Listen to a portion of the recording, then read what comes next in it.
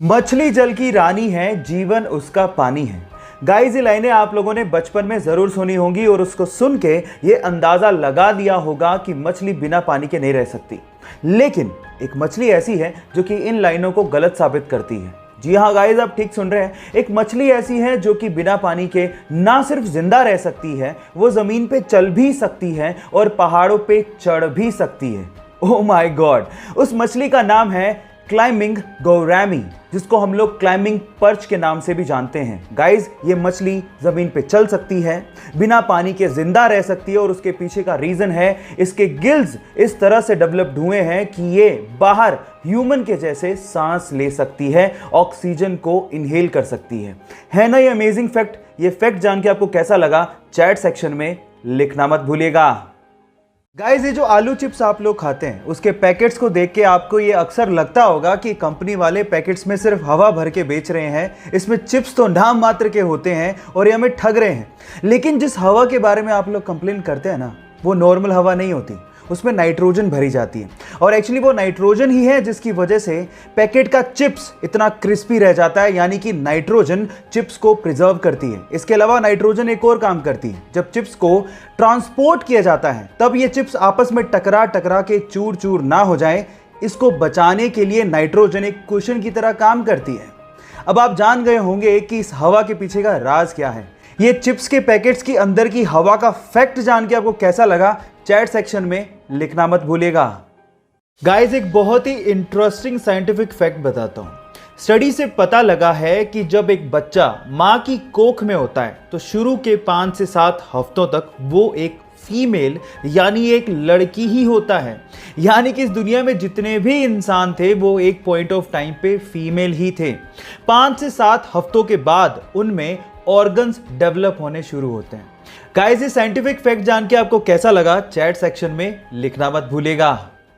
Guys, अगर आप वाकई में जिंदगी में सक्सेसफुल होना चाहते हैं तो हर सुबह उठ के ये 5 लाइनें अपने आप से जरूर कहें। Number 1, today is my day.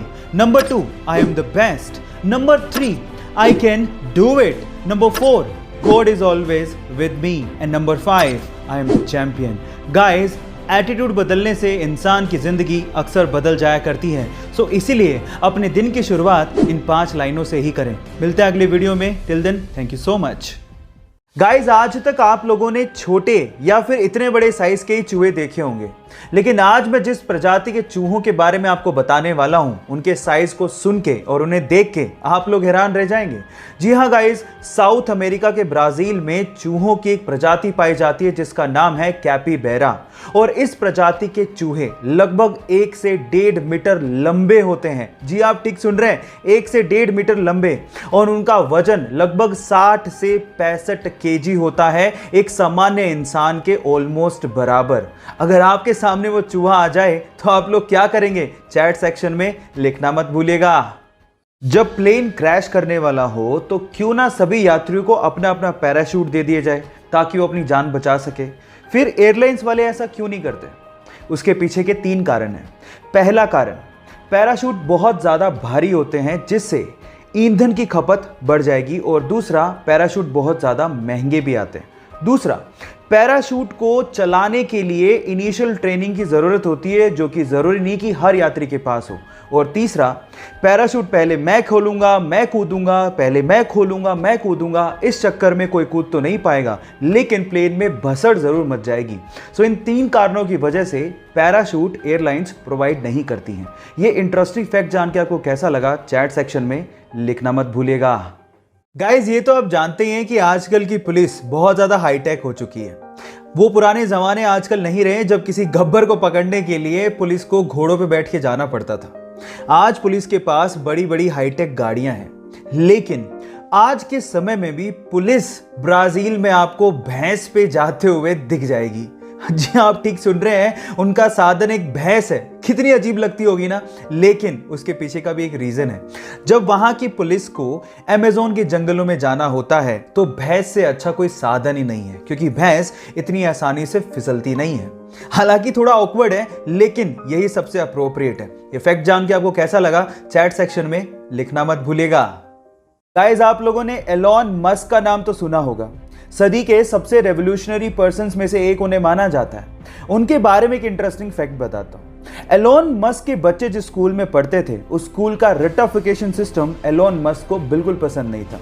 इसीलिए अपने बच्चों की एजुकेशन के लिए उन्होंने खुद का ही एक स्कूल खोल डाला, जिस स्कूल का नाम है एड एस्ट्रा। ये एक लैटिन शब्द है जिसका मतलब है टू द स्टार्स। मजे की बात यह है कि स्कूल में सिर्फ 14 यानी कि 14 बच्चे ही एनरोल्ड हैं और वो सारे के सारे बच्चे स्पेसएक्स एम्प्लॉइज के बच्चे ही हैं। क्या इसके पहले तक एलोन मस्क का ये इंटरेस्टिंग फैक्ट आप जानते थे? और अगर नहीं जानते थे तो चैट सेक्शन में लिखना मत भूलिएगा। तमिलनाडु के ऊटी के एक फॉरेस्ट ऑफिसर शरद कुमार ने कुछ ऐसा कर दिखाया जिसे देखने के बाद आपको भी ये एहसास होने लगेगा कि इंसानियत अभी भी जिंदा है। जी हाँ गाइस, शरद कुमार ने नहर में फंसे हुए एक छोटे से हाथी के बच्चे को ना सिर्फ बाहर निकाला, उसे बचाया और साथ ही साथ अपने कंधों पर उसे उठाकर, जी हाँ गाइस, अपने कंधों पर उसे उठाकर 50 मीटर का सफर तय करके उसे उसकी मां के पास पहुंचाया भी। वो हाथी का छोटा सा बच्चा 120 किलोग्राम वजनी था, लेकिन शरद कुमार ने इसकी परवाह तक नहीं की और फिर भी इस नेक काम को उसने अंजाम दिया। गाइस, ऐसी घटनाएं इंसानियत को आज भी कायम रखे हुए हैं। इस घटना को सुन के और देख के आपको कैसा लगा, चैट सेक्शन में लिखना मत भूलिएगा। गाइस, मान लीजिए कि आप किसी फॉरेस्ट या फिर किसी ऐसी जगह पे फंस गए जहां पर बहता हुआ पानी तो है लेकिन वो बहुत गंदा है जिसे आप पी नहीं सकते और आपको बहुत प्यास लगी है, तो आप क्या करोगे? तो चलिए मैं आप लोगों को आज एक लाइफ सेविंग टूल के बारे में बताता हूं। एक कंपनी है जिसका नाम है लाइफ स्ट्रो। ये ऐसी स्ट्रो बनाती है जिसको आप जैसे ही गंदे पानी में डालेंगे और पानी को सक करेंगे तो वो पानी को पूरी तरह से प्यूरिफाई कर देगा। कंपनी का तो ये भी दावा है कि वो पूरी तरह से जर्म्स और बैक्टीरिया को किल कर देता है। इनफैक्ट गाइस, अगर आप वाकई में बेयर ग्रिल्स के जैसे फॉरेस्ट को एक्सप्लोर करना चाहते हो या फिर इस तरह के काम के शौकीन हो तो ये टूल आपको बहुत काम दे सकता है। ये जानकारी आपको कैसे लगी, चैट सेक्शन में लिखना मत भूलिएगा। दिल बेचारा, सुशांत सिंह राजपूत की आखिरी फिल्म। एक ऐसी फिल्म जो हमें प्यार, जज्बात और मौत की कहानी बताती है। ये फिल्म हमें ये बताती है कि लाइफ कितनी है ये तो हमारे हाथ में नहीं है, लेकिन उसे जीना कैसे है ये हमारे हाथ में जरूर है। ये फिल्म जैसे ही OTT प्लेटफॉर्म पे रिलीज हुई, इसने कामयाबी और रिकॉर्ड्स के झंडे गाड़ दिए। IMDb रेटिंग में पहली बार ऐसा हुआ कि किसी फिल्म को 10 में से 9.9 रेटिंग दी गई। इस कामयाबी के बाद सुशांत सिंह राजपूत के फैंस ने यह साबित कर दिया कि वो उन्हें कितना प्यार करते हैं। आज सुशांत सिंह राजपूत हमारे बीच नहीं है, लेकिन वो अपने अभिनय और अपनी फिल्मों के जरिए हमेशा हमारे दिलों में जिंदा रहेंगे। Sushant, we love you, we miss you a lot, thank you. क्या आप जानते हैं कि आपके दिमाग के लिए सबसे डेंजरस चीज क्या है? वो है एंगर, यानी कि गुस्सा। गुस्सा आपके दिमाग के लिए पॉइजन के जैसे काम करता है। जब आपको गुस्सा आता है तो वो आपके डिसीजन मेकिंग पार्ट को बंद कर देता है, यानी कि आपकी सोचने की शक्ति खत्म हो जाती है। एक स्टडी के अनुसार जो ज्यादा गुस्सा करता है उसे हार्ट अटैक आने की संभावना भी ज्यादा होती है।